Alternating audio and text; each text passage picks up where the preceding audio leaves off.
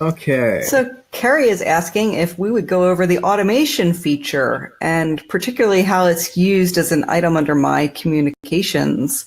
It says versus using it in a broadcast email, but automations pretty much are available throughout Kartra at a point of action, but then they are also fully available in the automation section. So who wants to do that? Well, I would say first, as a key element of that versus, where you're putting the automation is up to you. It doesn't really make much of a difference most of the time.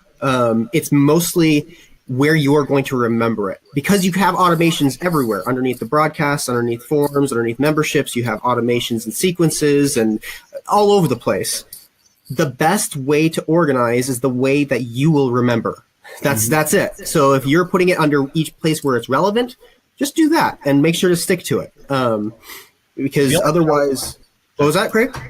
The only thing I would say there is sometimes it makes it easier to troubleshoot if you have it at the high level. Like, for example, if it's right under communications and automations, then you can see all of the ones across your entire account versus having to dig into each one of your products or other elements to see those automations.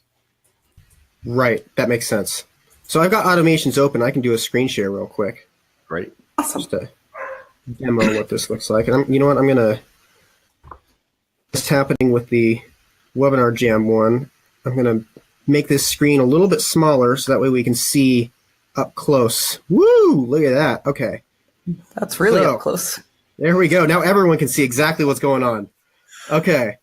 So automations at their base level are if-then rules. So if something happens, then Kartra will do something. So for example, in this rule, if a lead is granted access to a particular membership and they have not logged into any membership in at least 30 days, then they have a tag assigned to them, which is inactive. So it's that simple rule. So if they haven't logged into this membership, then they get the inactive tag. In this rule down here, if a customer buys this ebook at any price, then they are unsubscribed from my list builder sequence, my list builder funnel. That's really what it comes down to with automations. Let's take a look. I'm going to expand this a little bit more so that we can see the whole thing here. There we go. Really powerful. Yes. The if rules are expansive, and there are a lot of rules available for you to choose from. And this expands more once you choose one. So that's an important thing to note. So for example, let's go ahead and say subscribes to list, and we'll just choose a random list here, any list. Now we can do more specific targeting. So let's go down to level of engagement. This is one that does not show up unless you have something already selected. Level of engagement is a newer one for us, and I love this feature. So you can search for whether they purchased more than a certain number of products. So you can say more than 6 products, or whether they've opened any emails in a certain period of time, whether they visited any page in at least 12 days, let's say, or whether they've filled in any forms or contacted your help desk. So there's a lot of really cool stuff in there. Scoring on that? What was that? Is there scoring? Scoring would be under lead score is. So that's a separate one than lead engagement. So lead score is equal to, higher than, or lower than. Gotcha. And then your then rules are also quite substantial. You can subscribe them to lists, you can assign tags to them, you can unsubscribe them from things, give them points, grant them access to memberships, cancel products, etc. The basic idea is it's just an if-then rule. If these things are true, then Kartra does what you tell it to at the bottom. Anything else I should touch on before stopping the screen share? Actually, the one part that I would suggest is about the level of engagement. One thing to keep in mind with that is if you're going to be sending a message to people who haven't opened an email within a certain amount of time, right, you might want to have to do something. We just recently had a ticket come in that was saying if you set it up where they haven't opened an email within 90 days, somehow it's also counting people who are brand new to your list. So it doesn't. Oh, interesting. Well, because they haven't opened an email. Yeah, and you have to tag them with something so that you have a tag to filter on as well for the 90 days. Okay. So a tag that would that's be like a interesting. new subscriber so you would want a new subscriber tag that lasts for 90 days. Right. It's important to note to those listening who are new to this, you can set expiring tags. So for example, someone could sign up to one of your forums, and as a rule, you tag them with a tag that will expire after 90 days. It'll just be removed automatically from their account. So in this, for example, in this automation, I could add, in addition to that, lead does not have the tag new subscriber. Can you use subscription date in these automations? And subscription date is before? No, it's only subscribed to a list, not subscribed to the whole Kartra account. There's no subscription dates available.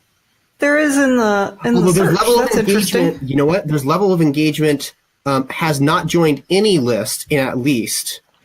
So you could say, if they haven't opened an email and they haven't joined any list in 90 days. Assuming that everybody You're goes already on a list. subscribed. Right. So there's some workarounds for that, but that is a very good point to bring up. Thank you, Joe. Yeah, and if you Nice have any thing is there's questions- about 20 different ways you can get to anything. Yeah. So then when you're trying to do it, if you have any troubles, just contact support and let us know what you're trying to do, and we'll help you with a couple of different ways you can accomplish it. Oh yeah, Absolutely. Good point. It's also important to notice that this automation doesn't get triggered at the 90-day mark. So let's say somebody is on the list and they open up an email, and 91 days from now, this automation will not trigger. This automation only triggers when your lead is taking the action of subscribing to a list. So maybe in this particular example would be one that we wouldn't want to use. So you really need to watch the level of engagement. And I like the idea of using it in conjunction with an expiring tag, because when a tag expires, that's an action that you can then trigger an automation based on. And that is the only way to trigger an automation based on inactivity of your customer. Otherwise, something would need to happen. Even automations based on not opening an email, you can only use those in a sequence before you're about to send another email. So you can say hasn't opened the previous email. So that's the only other time that you can have really a negative action become a trigger for an action. Yeah, that's a good reason to plan things out in advance so that you know what you're setting and what you need to set up at the beginning of the whole funnel. Mm-hmm. Awesome. Okay. I bet that's clear as mud now. Follow up from Carrie. So, automations under My Communications has global impact, i.e., it operates across all areas of my Kartra account, whereas using it in broadcast emails is specific and solely used in that activity. Yes. Yeah, that's the gist of it. Further, using automations under My Communications can in fact negate the need for particular automation setup in a broadcast email, right? That is also pretty correct, I think. As long as it's not dealing with someone opening that email specifically, I think.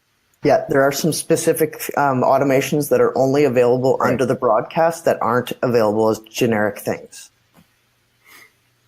So there you go. It depends on what your automation need is a little bit. So if it is specifically about they opened this email first, then you'll want to do that. But if it's just about getting them from point A to point B, like, oh, I want them to fill the form, and the email just has a link to the page that has the form, then you can make an automation of when they fill out this form, do B. Yeah. You know. So let's say your email has 3 different links in it, and you want to take an action based on which one of those links people click. You can only do that in the broadcast setting, or actually I should say in the email construction part. So not only just under broadcast, but in your sequences too. In that particular email, you'll be able to set up automations in that email that relate to the content of the email. So you can set a tag if they clicked on the first link or the second link or any link, or and you can only do that within the context of the email. You won't get email-based automations inside the general automations. That's more for account-wide type things. If people join or buy a product or have a tag applied to them, you can find those things in the automations list. So in the main automations list.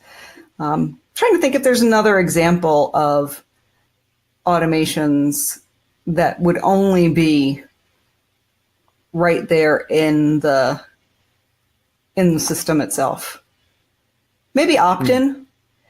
Custom field automations, probably only in the custom field builder. You can access the custom fields in the centralized.